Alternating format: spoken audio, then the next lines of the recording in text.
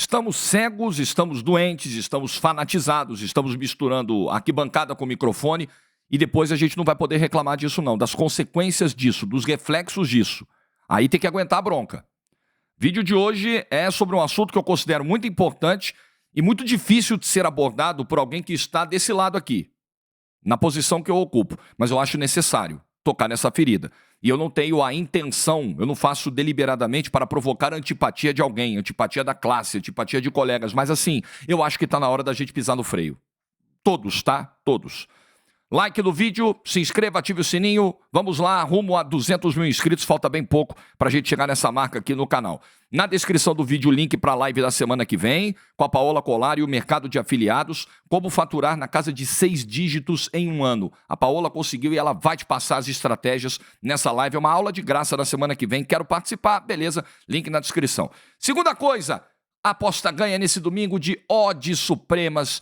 Excelentes oportunidades para você se divertir com a rodada do domingo. É diversão, tá, galera? Não é investimento, é entretenimento. É para você se divertir mesmo com responsabilidade. Pagou as contas, beleza? Sobrou ali para diversão. É isso, tá bom? Meu QR Code fica na tela e aí você aproveita para conferir o meu link, pegar o bônus de boas-vindas que tem lá. É uma banca que já te dá um bônus, já te dá um valor para você começar. Você não acha isso aí. Só no Aposta Ganha. QR Code na tela, aponta a câmera agora.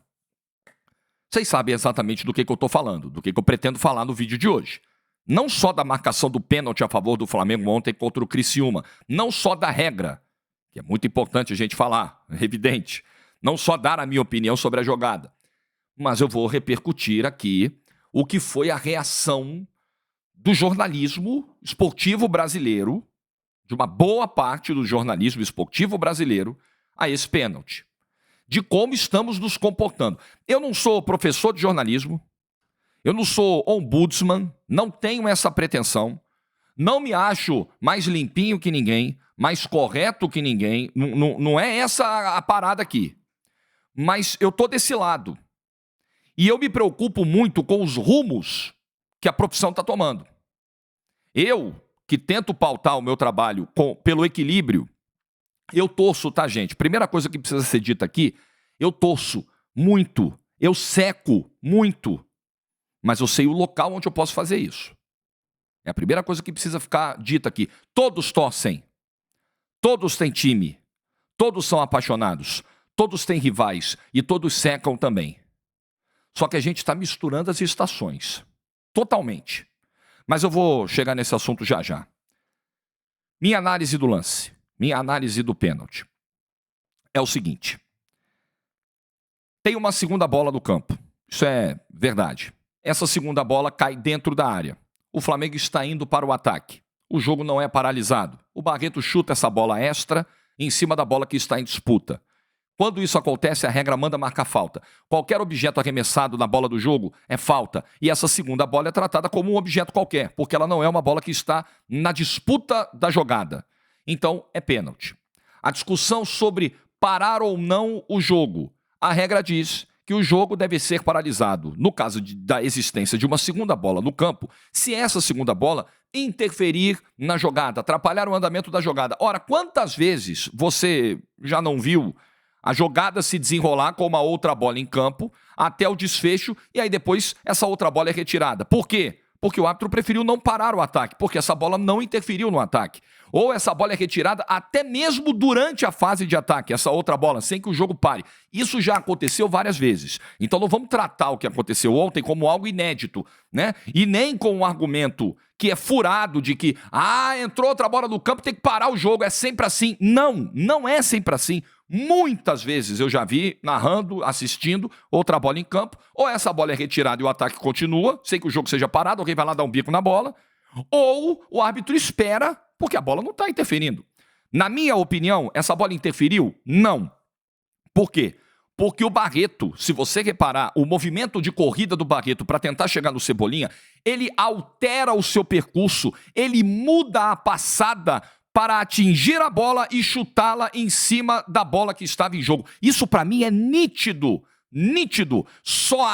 Mas A prova de que essa segunda bola interferiu na jogada é que ela bateu na bola que estava em jogo. Sim, mas ela só bateu na bola que estava em jogo após uma ação deliberada do volante do Criciúma, porque se não fosse isso, a bola não interferiria na jogada, o Barreto conseguiria chegar no Cebolinha, ou chegar na bola, ou chegar na perna, ou chegada de uma trombada, mas ele conseguiria, só que ele tomou a decisão de mudar a passada para poder atingir a bola e de maneira irresponsável. O jogador profissional não pode cometer um erro como esse. Não é nem uma questão só de desconhecimento de regra, tá? Porque aí você pode dizer o seguinte, poxa, é um negócio tão inusitado, tão raro do futebol, que é muito provável que vários jogadores, até mesmo do Flamengo, não conheçam a regra. Acho que até o Gabigol parece que falou alguma coisa disso depois do jogo. Mas o ponto nem é só esse. É uma questão de princípio. E eu narrando o jogo ontem no YouTube da TNT, você pode resgatar lá a minha fala, na hora, no calor dos acontecimentos, eu fiz questão de registrar isso. Chegou um momento em que a cera, a malandragem, a catimba, a esperteza no futebol brasileiro, ela atingiu um patamar de irresponsabilidade a ponto de o Barreto cometer o que cometeu ontem. Tirar vantagem. O que o Barreto quis fazer, o espírito da ação do Barreto, foi de tirar uma vantagem de maneira malandra, de sujar um ataque adversário, arremessando uma outra bola em cima da bola que estava em jogo, de um atleta que estava em progressão ao gol. Esse é o conceito da malandragem que está aqui no futebol brasileiro. O conceito da malandragem que rendeu ao Rodrigo, zagueiro do Criciúma, um cartão amarelo no primeiro tempo. Quando a bola saiu pela lateral, o Flamengo pegou uma outra bola para bater o lateral e a bola anterior, o Rodrigo fez questão de trazer de volta para o campo com o jogo em andamento, foi lá e tomou um amarelo por isso. O espírito da regra, o espírito da malandragem do goleiro que cai e fica 3, 4 minutos depois de fazer uma defesa sem ter lesão alguma. E aí o árbitro não pode punir porque a dor é subjetiva. Muita gente me cobrando. Pô, mas por que o goleiro do Grêmio não tomou cartão amarelo quando fez cera quarta-feira no Morumbi depois daquele escanteio lá que ele ficou 3 minutos caindo dentro do gol? O árbitro não pode porque ele não tem como comprovar se o goleiro está sentindo dor ou não. Não pode dar um cartão amarelo por isso. Se o goleiro se esticou, caiu no chão, rolou e disse que está com dor, o que você vai fazer? Aí você tem que dar um acréscimo. Aí no final você dá 10, 12 minutos. Nossa, mas que acréscimo longo. Ué, o cara fica 4 minutos caído no chão. O outro fica 5 minutos sendo atendido, o outro fica 2 minutos fazendo cera. Tá bom, eu vou aqui, eu vou guardar tudo aqui, ó, e vou dar um acréscimo. É assim que funciona. A regra é essa. E outra, vou falando sobre espírito, o espírito da malandragem tá dado e o Barreto se ferrou ontem. Quis ser muito esperto, muito malandro e se ferrou. E o espírito da regra de só permitir a paralisação da jogada se a bola de fato interferir no lance é justamente para que um elemento externo, um torcedor ou até mesmo um gandula não se sinta estimulado a atrapalhar uma jogada de maneira passional, jogando uma outra bola no campo e simplesmente paralisando a partida, porque um campo enorme, dependendo da distância onde o cara está, é pouco provável que ele consiga de fato atingir diretamente a jogada em andamento. Então, o espírito da regra de só parar quando de fato houver uma consequência direta na jogada desse objeto arremessado para dentro do campo, também é esse, é para priorizar o ataque. Então, assim, para mim, esse debate ele é bizarro, com todo respeito. Eu sou um cara aqui que estou aberto a discutir os temas, respeito as opiniões contrárias, estou aqui para discutir, mas assim, é algo básico, chega a ser simplório. A bola não atrapalha a jogada. Nenhum jogador do Criciúma se preocupa em tirar a bola do campo. Pelo contrário, o Barreto se preocupa em colocar a bola para atrapalhar a jogada de ataque do Flamengo. É uma regra que defende o ataque. É justamente uma regra para proibir um antijogo, para que o jogador reserva não chute uma bola deliberadamente dentro do campo, sabe? É justamente para isso que a regra está lá. Agora, se a bola está na linha do chute do atacante, se ela está na frente, aí não tem o que fazer. Aí o juiz vai ter que chegar lá e parar o jogo, não tem o que fazer. Bom, essa é a minha opinião sobre a regra. Malandragem. Se ferrou na malandragem e acho que o Maguielson foi muito bem ao manter a jogada e dar o pênalti. Minha opinião sobre o lance. Mas o outro tema do vídeo, e talvez o principal tema do vídeo, é como nós, jornalistas, tratamos esse tipo de jogada e como a gente se comporta hoje diante de lances polêmicos. A primeira coisa é, não dá para o jornalista lamentar as teorias de conspiração que são espalhadas na internet, sendo que ele mesmo alimenta várias dessas teorias. Não dá para o jornalista atacar o clubismo cego por parte do torcedor quando ele se comporta da mesma forma. Não dá para o jornalista se queixar de expressões como operação, roubo, manipulação, VAR Mengo, VAR Timão, VAR Verdão, VAR isso, VAR aquilo, quando ele insinua a mesma coisa nas redes sociais. Não dá para o jornalista se queixar que o torcedor, que o público em geral não conhece a regra, quando ele desconhece a regra, ou sejamos generosos, quando há algo muito complexo na regra e que você não tem o pleno domínio disso, e você nunca se viu diante desse tipo de jogada, você não tem referências anteriores, né? Não tem um paralelo para traçar, e você fica na dúvida, a partir do momento em que surge uma explicação técnica, não dá para ficar brigando com a explicação técnica, não dá para ficar brigando com o texto da lei. Aí é uma questão de interpretação, algo que o jornalista deve dominar. Não dá para o jornalista reclamar que o público não interpreta texto, quando ele, jornalista, que deveria ser o primeiro a interpretar um texto de regra, um texto de lei, não consegue fazê-lo. Ou, de maneira intencional, distorce essa interpretação para ficar bem com um nicho de público, com um nicho específico que ele quer atingir. Chegamos num momento em que o jornalista que assume o seu clube parece ficar refém da torcida para a qual ele quer falar, e aí ele tem que mudar a sua opinião muitas vezes, ele tem que sangrar suas próprias convicções para ficar de bem com o público que ele quer atingir. Ora, eu, por exemplo, tenho uma ligação muito profunda com o Lucas Moura, tenho uma excelente relação com a torcida do São Paulo, eu me sinto bem no Morumbi, eu gosto de fazer jogos do São Paulo, gosto do clube, demais, e não sou São Paulino, Narrei o gol na quarta-feira do Lucas, poxa, deu uma viralização legal, fiquei muito feliz, só que na mesma transmissão, eu vi o destempero do Banco do São Paulo, com os 10 minutos de acréscimo, eu falei, gente, vocês estão viajando. O jogo foi para 10 minutos. Só o Alisson ficou 5 minutos sendo atendido, só o Ferreirinha ficou mais 3. Fora as alterações, fora a cera do próprio goleiro do Grêmio. O acréscimo é independentemente de quem fez a cera e quem está na frente do placar. Ah, o Grêmio fez cera. Mas como ele está atrás do placar, eu não vou dar 10 minutos porque ele vai se beneficiar da cera e vai ter tempo de buscar um empate. Não, o acréscimo tem que repor o tempo que foi parado de jogo. Ah, o Igor Vinícius foi expulso. Ninguém expulsa ninguém com um segundo cartão amarelo por fazer cera para cobrar o lateral. Tá, mas deveria. A regra manda fazer, manda dar o cartão. E se é o segundo, ele vai pra rua. E eu não vou deixar de dar esse tipo de opinião, porque o torcedor do São Paulo vai ficar chateado comigo. Ah, porque no próximo gol que eu narrar do São Paulo, a torcida não vai me dar os likes, a torcida não vai me dar o reconhecimento, a torcida não vai querer me ouvir, porque eu disse que os acréscimos foram justos, então eu vou fazer aqui uma contemporização para ficar de bem com a galera. Eu tenho que ficar de bem com a minha consciência. Eu tenho que ficar de bem com a minha leitura da regra do jogo, com a minha visão sobre os acontecimentos, com a honestidade que o público merece que um comunicador tenha na hora de opinar. É com isso que eu tenho que me preocupar. Se a torcida do São Paulo vai gostar, não vai gostar, paciência. Para mim, por exemplo, o Arrascaeta já vai caindo no lance do pênalti. Eu acho o lance do primeiro pênalti, o pênalti que o Pedro perdeu, com elementos para a gente discutir. E disse isso na transmissão da TNT, no YouTube da TNT. Eu tô pouco me importando se a torcida do Flamengo vai ficar revoltada, não vai, se ela vai concordar comigo ou não. É a minha opinião, é só uma opinião.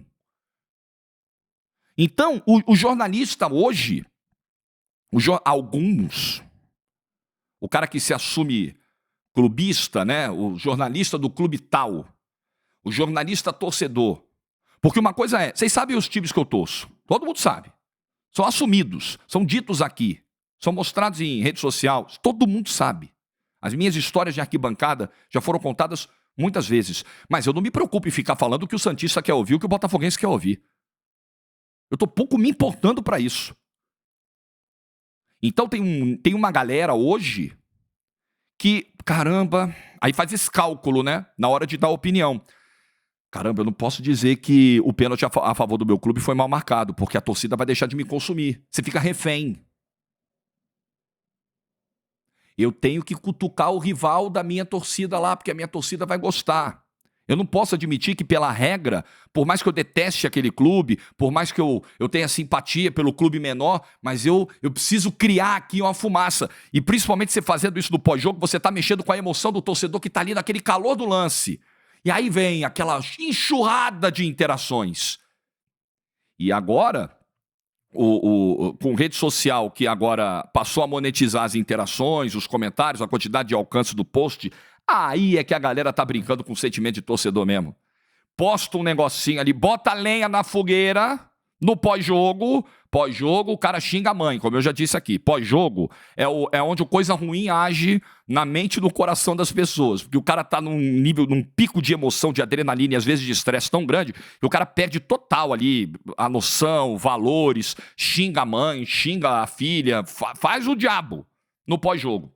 Então, na hora que você tá ali, porra, efervescendo, aí vem um cara e diz o que você quer ouvir, é roubo, é o Varmengo, é isso, meu amigo. Esse cara vai surfar esse hype aí, esse cara vai se dar bem, só que esse cara vai colocar em xeque a credibilidade de todo o jornalismo. Esse cara vai misturar bons e ruins, vai fazer o público muitas vezes não ter a percepção do que é bom e do que é ruim e dizer, o jornalismo é isso aí, o jornalismo está totalmente infectado por esse vírus. O vírus do clubismo. Precisamos dar um passo atrás. A gente precisa dar alguns passos atrás.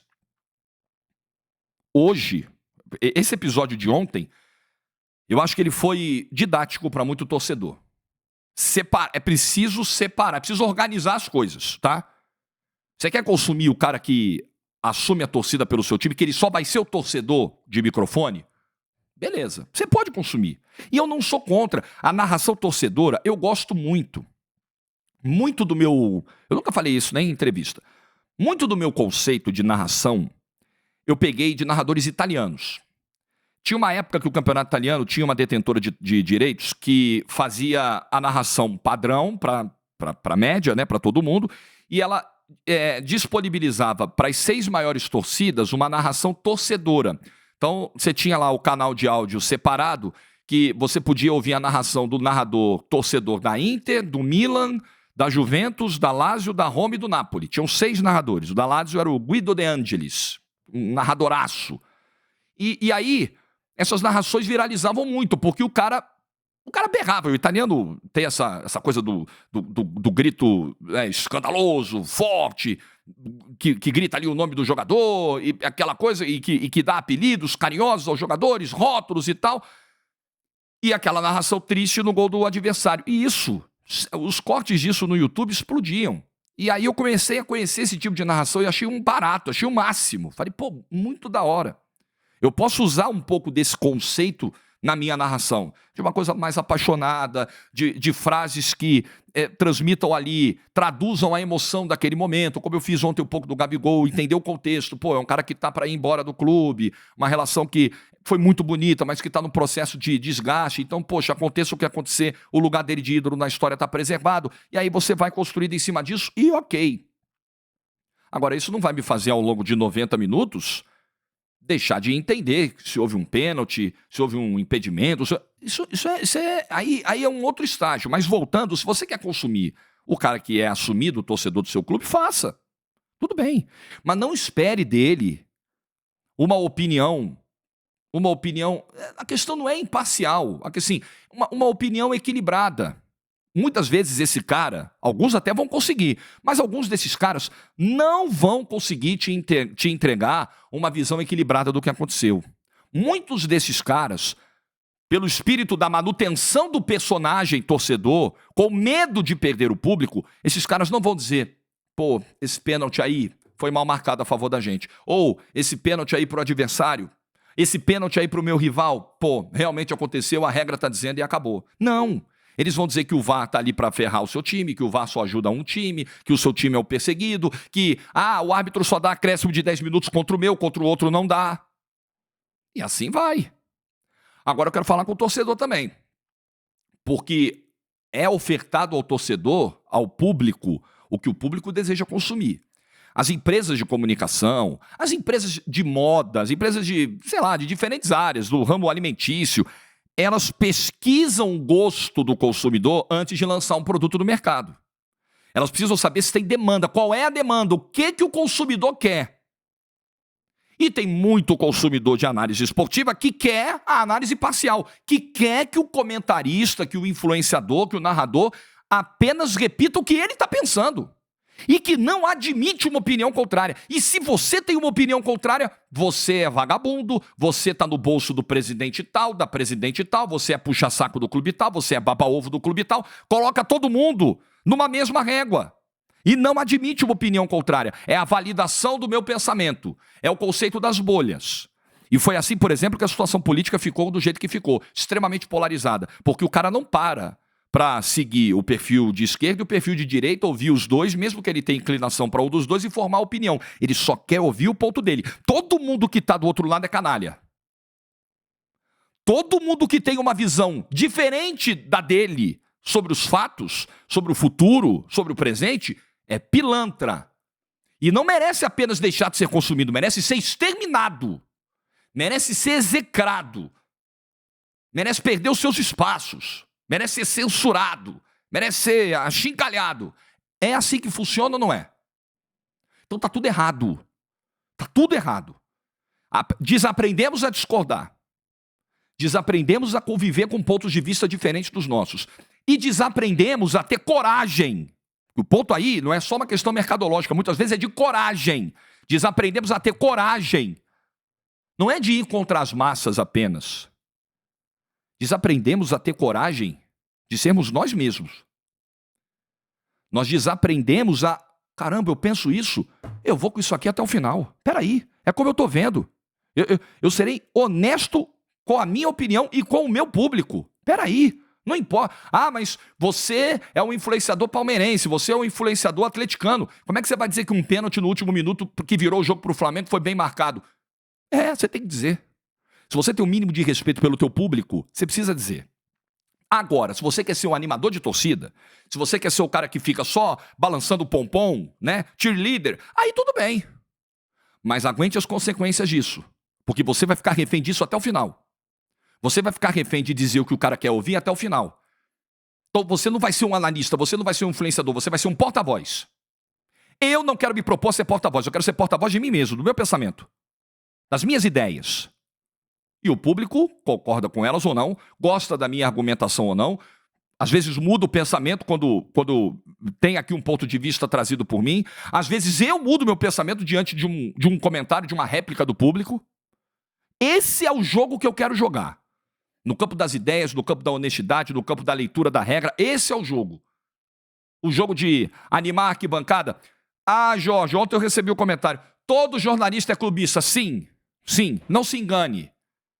Todo jornalista torce por um clube, todo jornalista tem uma história no clube, uma história com um pai que levou para a arquibancada, de uma mãe que levou para a arquibancada, de um tio, de um primo, de um colega de escola, uma paixão de infância. Todos têm. Não acredita nesse papo, eu não torço para ninguém, eu torço pro Primavera de Indaiatuba. Adoro citar o Primavera do Kim lá. Eu torço pro Primavera de Indaiatuba. Não, você torce pro São Paulo, você torce pro Palmeiras, não vem com esse papo. Pro Corinthians, não, conversa. Todos torcem, todos são clubistas. A questão é, o meu clubismo eu exerço na arquibancada e no sofá. Aqui eu exerço pra caramba.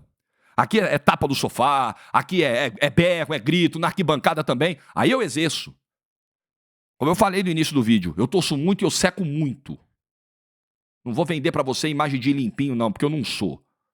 Agora, no microfone, me prestar esse tipo de papel, desculpa, eu não me presto. E acho que o torcedor precisa desenvolver esse filtro também. Separar as coisas, mas infelizmente é crescente o número de colegas que se comportam dessa forma. E vou repetir também algo dito no início do vídeo. A intenção do vídeo não é criar antipatia com a classe, a questão do vídeo não é me vender como mais limpinho que todo mundo, a questão aqui do vídeo é estimular uma reflexão da galera. Que tal pisar um pouquinho no freio? Que tal postar menos com o fígado e mais com a razão? Que tal ter um pouquinho mais de respeito com a profissão e com o público? Que tal? Eu acho que todos nós sairemos ganhando com isso. Eu já fui, inclusive, esse tipo de jornalista no início da carreira. E eu não quero ser mais.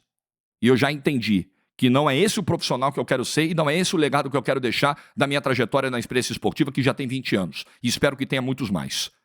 Todo mundo precisa pisar no freio nessa hora. O que você pensa? Like do vídeo se você ficou até o final. Bom domingo, juízo e tchau.